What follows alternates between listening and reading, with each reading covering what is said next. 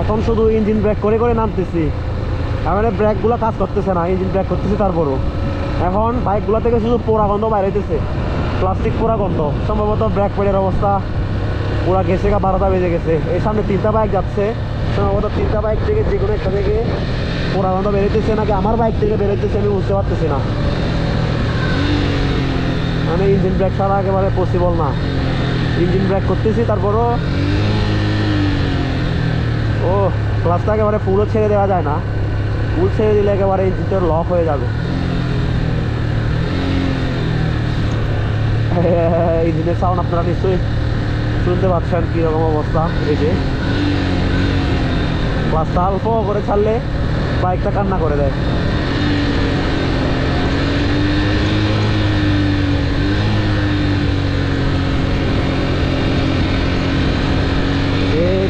চলো নাই মো এ ওই এ ক্লাচা আই সামনে করে এই আই মো ক্লাচার হাম নগর রাখতে আই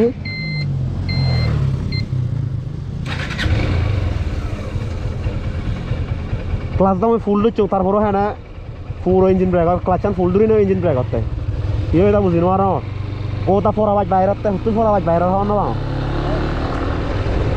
আমরা প্রায় আলীকদমের কাছাকাছি পৌঁছে গেছি। ওই কেন যে রিক্স রিক্স, সামনে একটা ট্রাক উল্টাভাবে টেনে নিয়ে যাচ্ছে, এখন যাওয়া রিক্স হবে।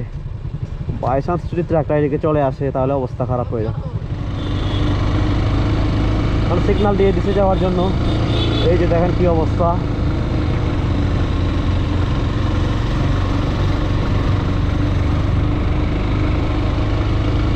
উল্টাভাবে টেনে নিয়ে যাচ্ছে।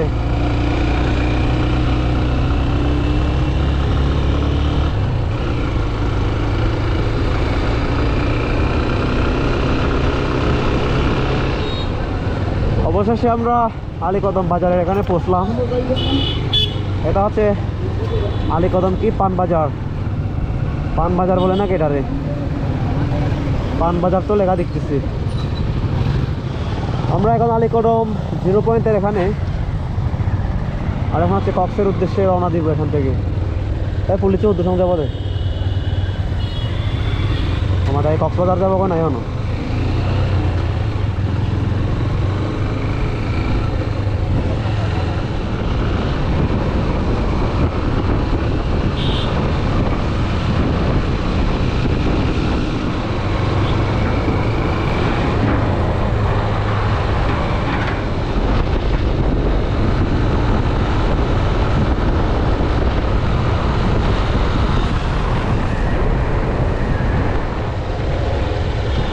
আমরা এখন বর্তমানে মিরিঞ্জাতে আছি আর কি।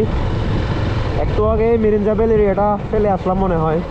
সম্ভবত আমরা কালকে কক্স থেকে ব্যাক করার পরে মিরিঞ্জা বেলের এখানে এক রাত থাকতে পারে, দেখা যাক কি হয়।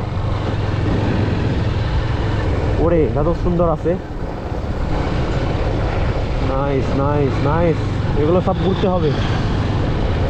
এটা কি পুরীতে একটা নাকি? পুরী সাথে দেখি না, মিরিঞ্জা পর্যটন, সম্ভবত মিরিঞ্জা পর্যটন কেন্দ্র। ওকে ওকে, ওরে সম্ভবত এটাই মিরিঞ্জা বেলি মনে হয় নাকি? অনেকগুলো ঝুম্বর দেখতেছে এদিকে, না শুধু মিরিঞ্জা বেলি নয়, অস্থির। এগুলো তো রিসোর্ট মনে হয়। আসতে হবে এখানে, আসতে হবে, ঘোরার জায়গা অনেক, এখনো তো মাত্র শুরু।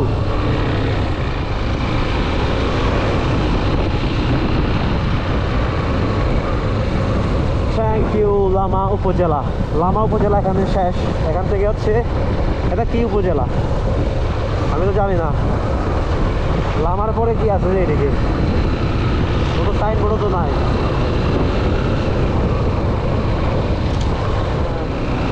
খুব সম্ভবত আমরা এখন বর্তমানে কক্সবাজার হাইওয়েতে প্রবেশ করে ফেলেছি আর কি। দেখে তো তাই মনে হচ্ছে।